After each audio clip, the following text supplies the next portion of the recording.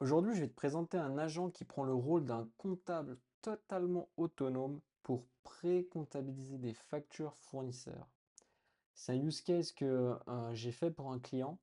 Et en gros, lui, ce qu'il souhaitait, c'était envoyer des factures sur Telegram ou par email. Donc, soit des factures scannées, soit des PDF. Et ensuite, que l'agent récupère ou le workflow récupère ces factures, les envoie vers un parseur. On va utiliser Llama Cloud pour le coup. Ensuite, le parseur nous renvoie un résultat et un agent va analyser ce résultat pour pré-comptabiliser la facture, c'est-à-dire remplir quasi tous les champs possibles, fournisseur, numéro de facture, date de facture, type de paiement, numéro de compte de charge, euh, etc., etc. Donc, moi, je pense que c'est intéressant pour toutes les personnes qui ont du mal avec la comptabilité. C'est important de la faire pour avoir une trace sur ses finances, évidemment, et aussi c'est une obligation. Je ne sais pas dans quelle situation vous êtes, mais c'est une obligation pour pas mal d'entreprises. Donc, ce workflow, il est plutôt basé pour un public suisse et moins français, car en Suisse, on a un plan comptable beaucoup plus light, on est un peu plus flexible que les Français ou les Belges, par exemple. Donc, je vais vous mettre le workflow en description, vous pouvez le télécharger. Après, pour les Français, vous pouvez l'adapter selon vos critères, selon les obligations de la France. Mais pour les Suisses, voilà, il faudra juste uploader un plan comptable, par exemple, de votre entreprise et même, pourquoi pas, connecter un RAG pour qu'il puisse choper des informations, par exemple un historique des factures où elles ont été comptabilisées. Comme ça lui permet d'être plus performant et plus précis.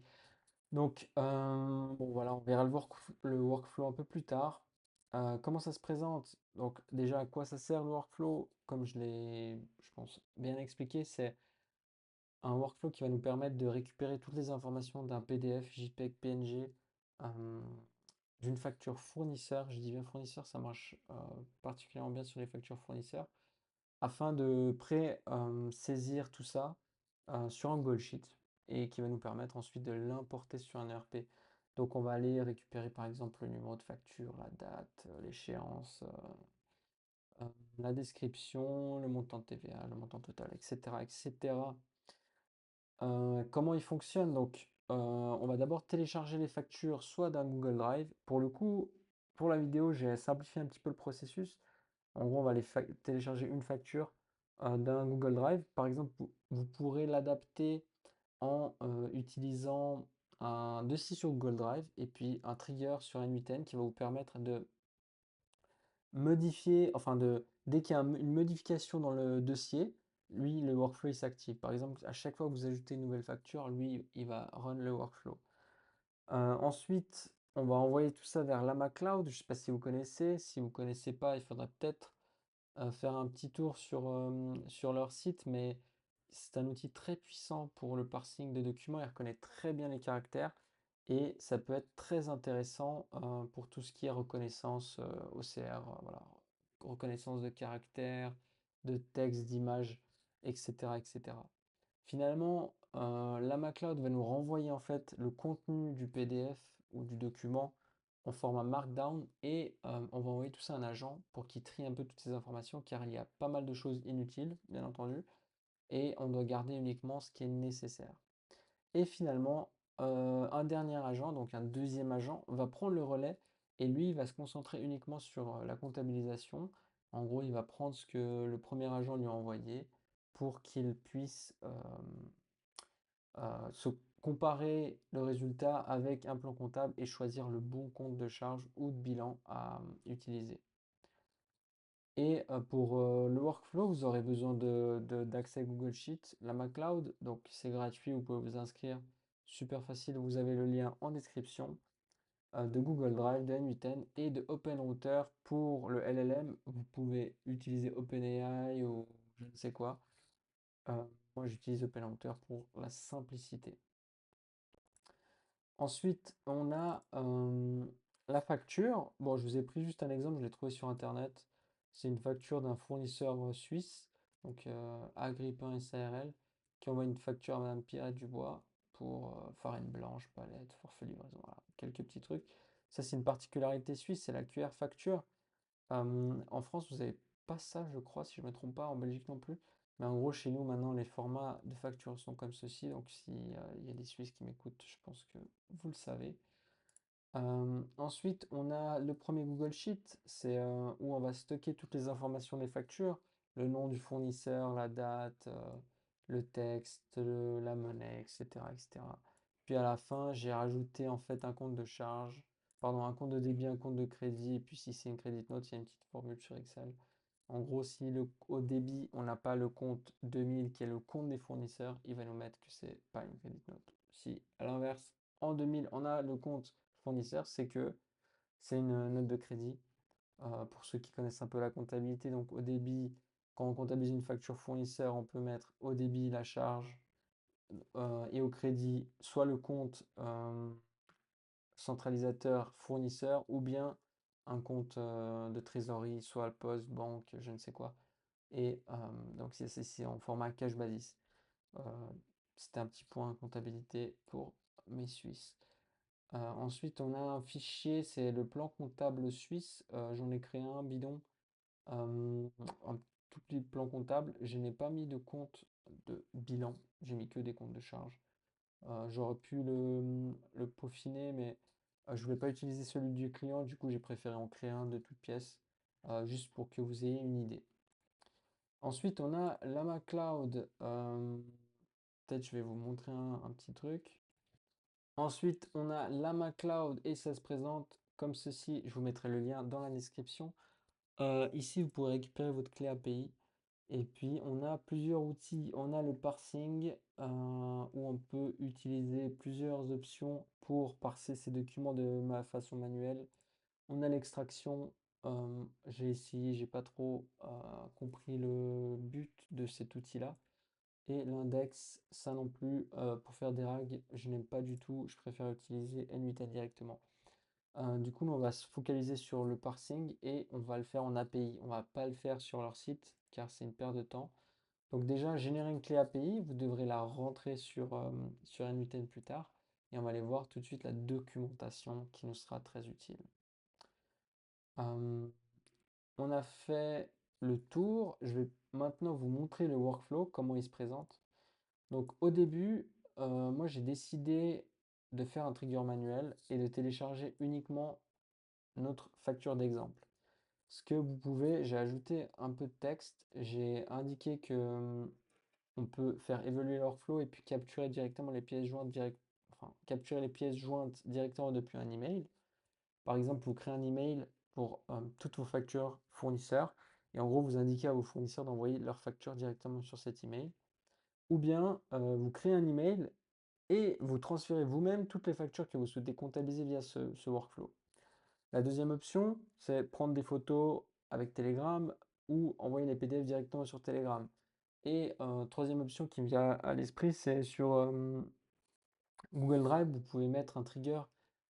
Si par exemple un folder, un dossier venait d'être modifié, bah, ça déclencherait le workflow. Par exemple, si vous mettez une nouvelle facture dans un dossier, ça peut déclencher le workflow. Donc ça, c'est la première partie à adapter selon votre use case. La deuxième partie, elle est plutôt simple. En gros, on va faire des HTTP requests à la MacLeod et on va d'abord envoyer notre fichier vers la MacLeod. Première étape. Deuxième étape, on va récupérer son statut de parsing dans la MacLeod. Est-ce qu'il est en success? Est-ce qu'il est en pending? Est-ce qu'il est en erreur? Ici, j'ai mis un nœud if. Si le document est en statut success, on passe à la suite. Si il est dans un autre statut, on va refaire une requête get. En gros, on va lui renvoyer la requête 10 secondes plus tard. On attend 10 secondes et on lui renvoie la requête. Et finalement, si c'est bon, on va récupérer son contenu. Donc, on envoie, on regarde le statut. Si c'est OK, on récupère le contenu. Donc, ce que vous aurez à faire, vous, c'est tout simple. C'est vous téléchargez le workflow dans la description. Et ce que vous avez à faire, c'est créer vos identifiants. Donc, je vous conseille de le faire. Autrement, vous devrez à chaque fois rentrer votre clé API, ce qui n'est pas forcément la meilleure solution. Donc, vous allez sous Authentication, vous mettez Generic Credential Type, Generic Authentication Type, vous mettez Header Auth, et Header Auth, vous mettez Llama Cloud. Enfin, vous créez des identifiants Llama Cloud. Dans Name, vous mettez Authorization, et dans Value, ce que vous allez mettre, c'est, on va tout de suite le voir ici. Attendez, on va aller sous API Reference, Parsing, Get Job. Ce que vous allez mettre, c'est bearer, espace et votre clé API. Donc je répète pour ceux qui n'auraient pas compris. Donc dans name, c'est authorization. Et dans value, vous mettez bearer, espace, votre clé API. OK? Vous sauvegardez et comme ça, vous avez vos identifiants qui sont enregistrés à tout jamais. Pour le reste, vous n'avez pas besoin de toucher en fait. On va juste, cela indique qu'on va juste récupérer le fichier qui se trouve là, nommé data. La deuxième étape, c'est, ah oui, ce que Llama nous fait, il va nous renvoyer en fait un ID une fois qu'on a renvoyé le document. Cet ID, on va l'utiliser dans la deuxième requête get pour obtenir son statut. Donc ici, on voit que le statut il est en pending. Si on va dans la référence API, donc pour envoyer la requête, on utilise upload file. Si vous souhaitez le faire de A à Z, en fait, vous venez ici, c'est URL. Ici, vous copiez et sur n8n, vous mettez import CURL et vous le collez.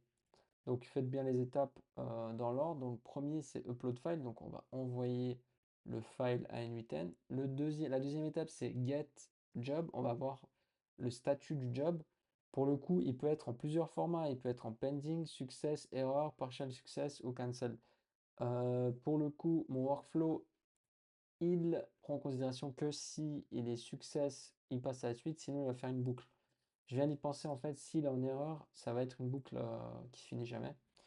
Donc ce qu'on pourrait faire, par exemple, c'est ajouter un chemin, et si il est en erreur, on peut mettre fin du workflow, et puis on pourra le faire manuellement pour cette facture. Donc là, pareil, vous pouvez importer le CURL qui se trouve ici. Et ensuite, la dernière étape, c'est on va récupérer le Markdown. C'est vrai qu'ici, j'ai oublié de le mentionner, mais en gros, il nous envoie le statut. Par exemple, pour le coup, ici, il est en pending. Ça veut dire qu'on n'est pas bon. Et ce qu'on a fait, c'est qu'on va faire une boucle.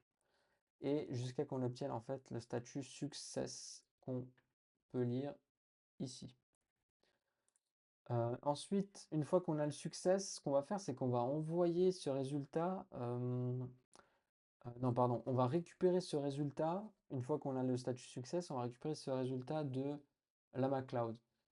Pareil ici, c'est l'option Get Job Result, ici en format Markdown. Le format Markdown, pardon, c'est un très bon format pour les LLM. Donc c'est parfait. Donc voilà ce qu'on a obtenu. Ça, c'est le format Markdown. Ici, on a beaucoup d'informations qui ne servent à rien. Donc ce qu'on va faire, c'est qu'on va utiliser un LLM, euh, un agent, pardon.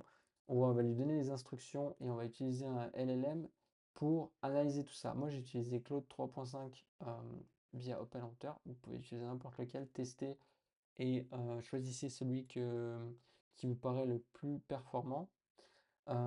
Ici, on va lui mettre un système message de prendre un rôle bien défini comme un analyste financier de documents et de données extraites par IA.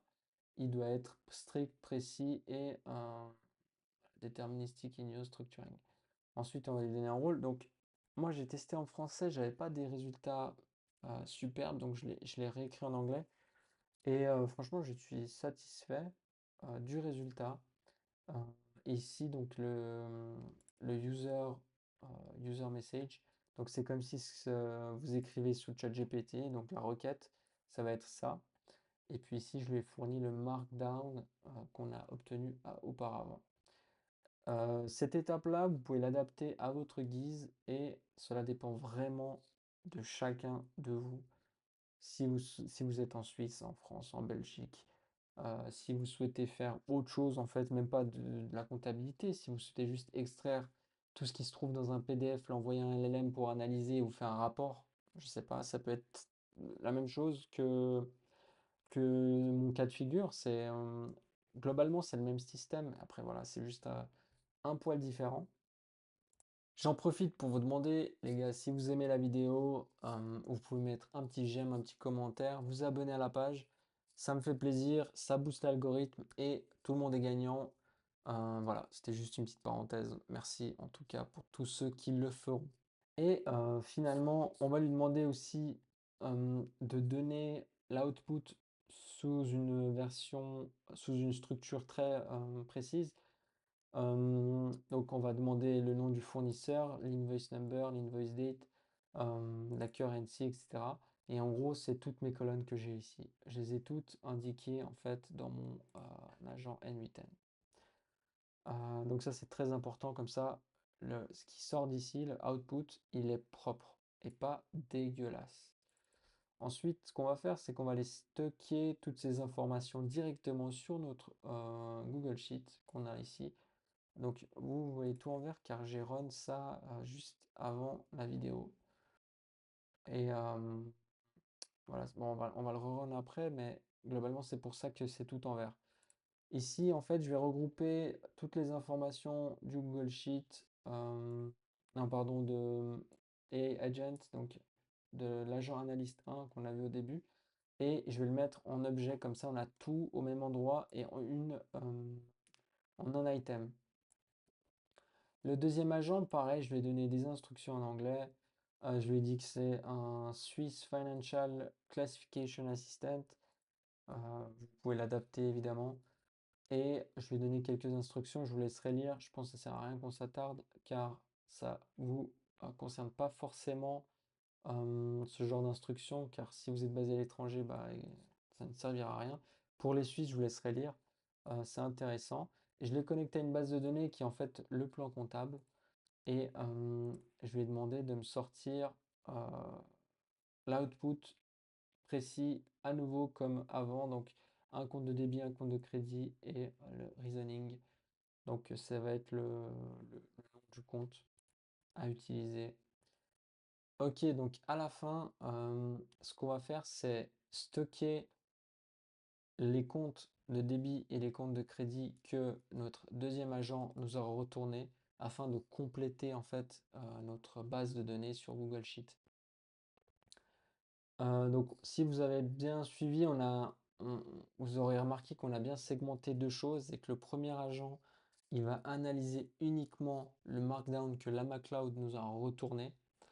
Et va nous permettre en fait de bien donner des instructions différentes aux deux agents. Donc le premier, il va analyser le markdown et remplir un Google Sheet avec les informations pertinentes et qu'on lui a demandé. Et le deuxième agent va agir comme un comptable et il va utiliser le compte de débit, le compte de crédit adéquat pour chaque facture et stocker tout ça sur un Google Sheet. Et ensuite, le workflow est terminé. Donc voilà, la vidéo est terminée. J'espère vous avoir donné des idées sur comment, enfin, j'espère vous avoir inspiré pour créer d'autres workflows basés sur l'AmaCloud. Moi, je vous confirme que c'est un outil très puissant. Il peut être utile pour d'autres use cases, notamment tout ce qui est extraction de données de documents scannés. Il peut reconnaître en fait vraiment bien les caractères, il va les utiliser, les transformer en Markdown et ensuite votre LLM fera le boulot restant. Donc voilà, n'hésitez pas, si vous avez des questions, je réponds volontiers en commentaire. N'hésitez pas à vous abonner et vous pouvez également booker un call avec moi si vous êtes une entreprise pour développer d'autres workflows. Voilà, merci à tous, mettez un petit like, un commentaire, abonnez-vous. Ciao!